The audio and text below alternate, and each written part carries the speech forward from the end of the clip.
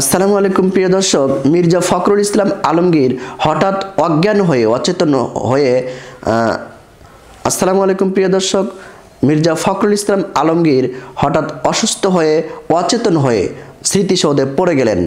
কিভাবে পড়ে গেলেন বিস্তারিত অবশ্যই জানাবো। এর আগে চ্যানেলে নতুন হয়ে থাকলে অবশ্যই চ্যানেলটি সাবস্ক্রাইব করে একটি লাইক করে পুরো ভিডিও দেখতে থাকুন। সাভারের জাতীয় স্মৃতিসৌধে বীর শহীদদের বিএনপির পক্ষ থেকে শ্রদ্ধা জানানোর পরে বিএনপির মহাসচিব মির্জা ফখরুল ইসলাম আলমগীর অসুস্থ হয়ে পড়েন।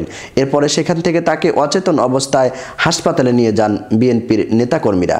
সোমবার 16 ডিসেম্বর সকাল 10:30টার দিকে সাভার জাতীয় স্মৃতিসৌধের বীর শহীদদের প্রতি ফুলের শ্রদ্ধা জানান বিএনপির নেতাকর্মীরা।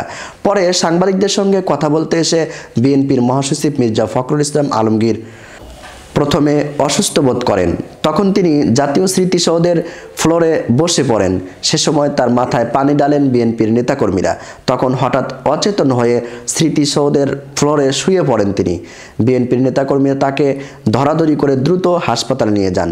এ সময় বিএনপির সিনিয়র যুগ্ম মহাসচিব রুহুল কবির রিজভী, বিএনপির স্থায়ী কমিটির সদস্য সালাউদ্দিন আহমেদ, ঢাকা জেলা বিএনপির সভাপতি আবু আশফাক, কেন্দ্রীয় দলের সাবেক সভাপতি হাবিবুর রহমান নবী, সোহেল সহ আরও অনেকে উপস্থিত ছিলেন এবং মহাসচিবকে দ্রুত চিকিৎসার জন্য হাসপাতালে নেওয়া হয়েছে। তবে এখন পর্যন্ত জানা যায়নি তার অবস্থা।